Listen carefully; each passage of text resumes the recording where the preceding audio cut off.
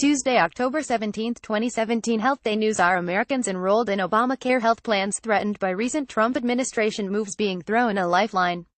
On Tuesday, two prominent senators, Lamar Alexander R10 and Patty Murray Dwash, announced a bipartisan proposal that would fund vital subsidies for insurers participating in Affordable Care Act (ACA) programs. Last Friday, President Donald Trump said he planned to sign an executive order that would eliminate those subsidies, known as cost-sharing reductions.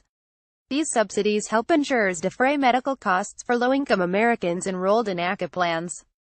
However, the Alexander-Murray deal, if approved by Congress, would cover the cost of those subsidies for 2 years, offering short-term assurances to insurers, The New York Times reported. The move might even have the president's support, Alexander said. Trump had encouraged him to work on the deal with Murray, the Times said. Still, the deal's passage is far from sure, because it would need the support of conservative Republican lawmakers in the House. Many have said they view such a move as a bailout for insurance companies, the Times said. The latest news continues the roller coaster ride many Obamacare beneficiaries may feel they have been on as political battles over the program continue. On Friday, Trump signaled that he would issue an executive order killing the subsidies, weakening the ACA. The government cannot lawfully make the cost-sharing reduction payments, the White House said in a statement, adding that Congress needs to repeal and replace the disastrous Obamacare law and provide real relief to the American people.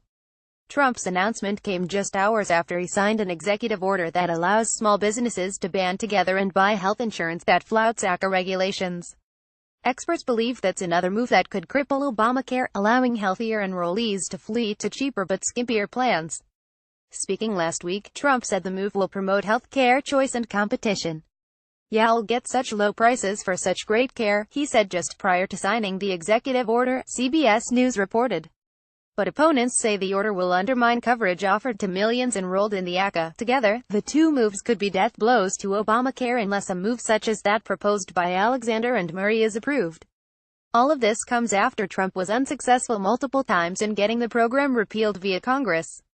In a joint statement issued Thursday, the top Democrats in Congress, Senator Chuck Schumer of New York and Representative Nancy Pelosi of California, said Mr. Trump had apparently decided to punish the American people for his inability to improve our healthcare system, the Times reported.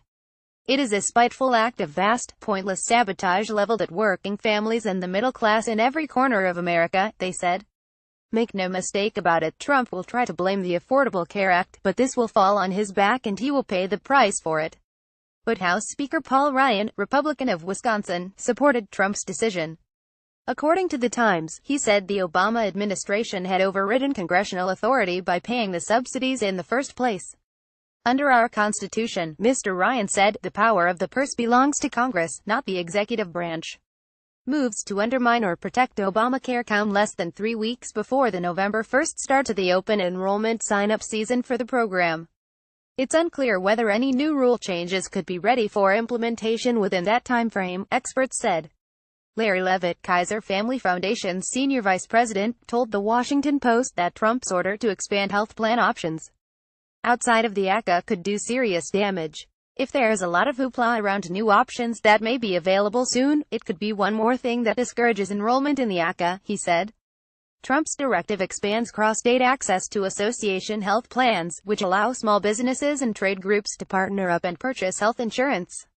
Employers also get wider leeway in using pre-tax dollars to cover workers' health expenses, avoiding rules imposed by the ACA. Under the new rules, association health plans will also be exempt from certain ACA rules, such as requirements that they cover standard benefits like prescription drug coverage. They also could be subject to limits on annual and lifetime costs, and people with pre-existing conditions could be charged more for their coverage. The Trump administration rule also eliminates restrictions on short-term health insurance plans, which offer limited benefits and are intended as a stopgap between jobs. Under the Obama administration, such short-term plans could not last more than 3 months, but Trump plans to extend that duration to nearly a year.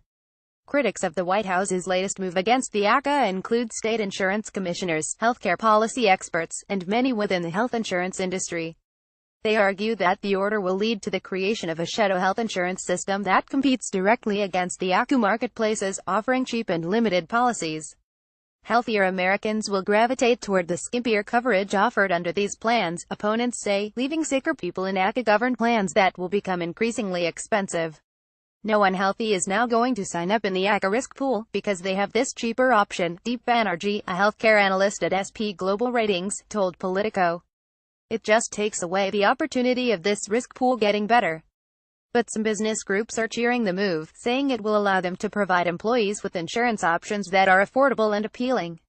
More information, visit healthcare.gov for details on how to enroll for health insurance under the Affordable Care Act. Sources: CBS News, Washington Post, Politico. The New York Times, last updated October 17, 2017.